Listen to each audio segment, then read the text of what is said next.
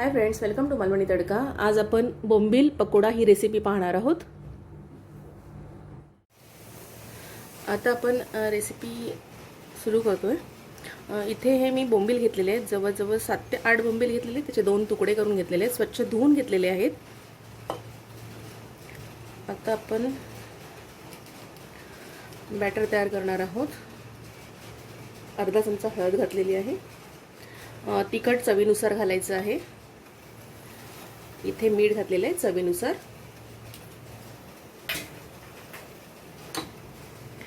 हे तांदळाचं पीठ घेतलेलं आहे 1 टेबलस्पून। इथे हे 1 टेबलस्पून कॉर्नफ्लॉवर घेतलेलं आहे, त्याचबरोबर 1 टेबलस्पून मैदा घेतलेला आहे। मैदा नसेल तर आपण कॉर्नफ्लॉवर डबल घेऊ शकतो किंवा बेसनही वापरू शकतो।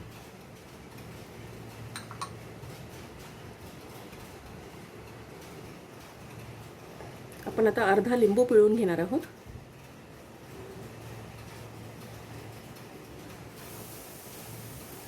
त्याचबरोबर ही आलं लसूण पेस्ट आहे, त्यामध्ये मी थोडीशी कोथिंबीर घातलेली आहे, हिरव्या मिरच्या सुद्धा घातलेल्या आहेत।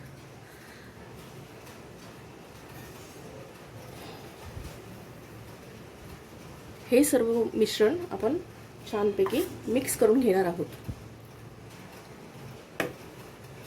यामध्ये आपण पाणी ॲड करणार नाही आहोत, बोंबलाला पाणी सुटतं।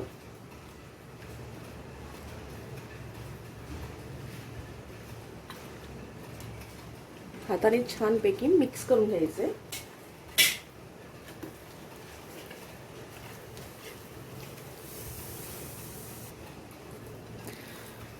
या मिश्रणामध्ये जर गरज वाटली तर आपण 1 टेबलस्पून पाणी टाकू शकतो, जास्त पाणी टाकायची गरज नाहीये। हे बघा, मी पाणी टाकलेलं नाहीये।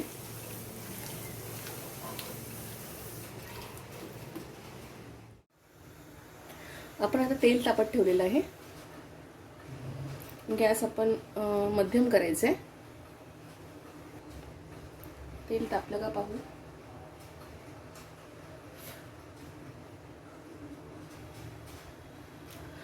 तेल तापलेलं आहे। आता आपण बोंबील त्यामध्ये सोडणार आहोत। गॅस आपण मध्यम ठेवायचे।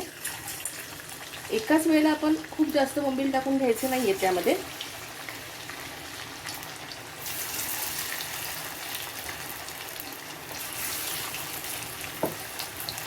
गॅस आपण लो टू मीडियम ठेवणार आहोत। बोंबील फिशमध्ये खूप जास्त प्रमाणामध्ये पाणी असतं, त्यामुळे ते पाणी जोपर्यंत निघून जात नाही तोपर्यंत आपल्याला वाट पाहावी लागणार आहे। परतायची सुद्धा नाहीये, गॅस कमीच ठेवायचे।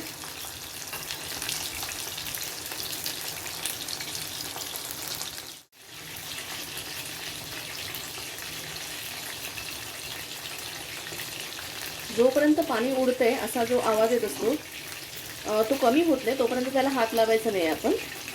ते जेव्हा आपण टाकतो तेव्हा ते खाली तळाला चिकटतात, तोपर्यंत ते असे सुटे होत नाहीत स्वतःहून, तोपर्यंत त्याला परतायचं नाही। ते एकदा सुटे व्हायला लागले की आपण त्यांना परतून घ्यायचं।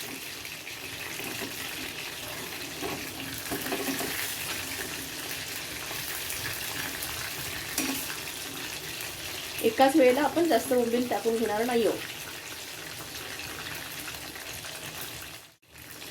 त्यानंतर आपण मध्यम गॅस ठेवून दुसरी बाजू शेकून घेणार आहोत।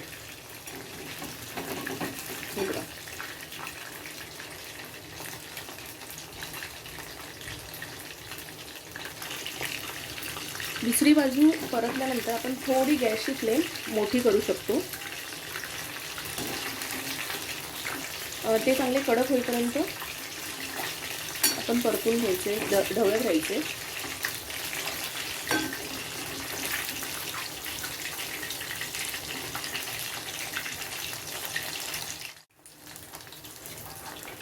हे छान फ्राय झालेले आहेत। आता आपण यांना काढून घेऊ।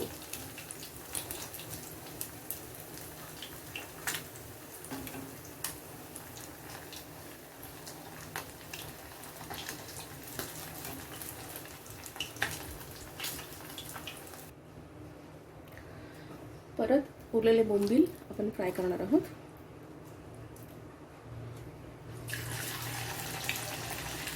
कढई छोटी असल्यामुळे मी इथे 4-4 पीसेस घालते.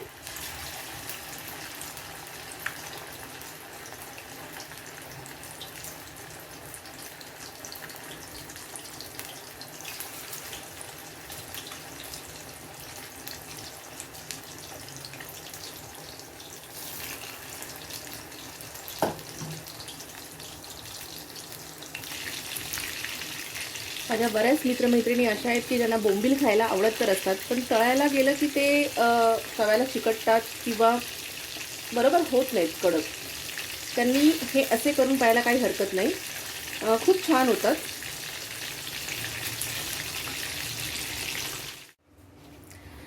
इथे सर्व पकोडे फ्राय करून तयार आहेत. तुम्ही पाहू शकता छान पकोडे झालेले आहेत. जेवढे ते कडक आहेत तेवढेच ते सॉफ्टही आहेत. आता ते सर्व करून घेते मी. तुम्ही पाहू शकता बोंबील फ्राय ही रेसिपी तयार आहे आणि अतिशय सुंदर दिसते ती. जर पार्टी असेल तर स्टार्टर म्हणून ही रेसिपी खूप छान आहे. नंबर 1 रेसिपी आहे. माझ्या मुलीने टेस्ट केली, तिला अतिशय आवडली आहे. माझी खात्री आहे की तुम्हाला ही रेसिपी खूप आवडली असेल. नक्की ट्राय करा. जर आवडली असेल तर शेअरसुद्धा करा. चॅनलला जर आमच्या अजून सबस्क्राईब केलं नसेल तर चॅनलला सबस्क्राईब करा. थँक्यू.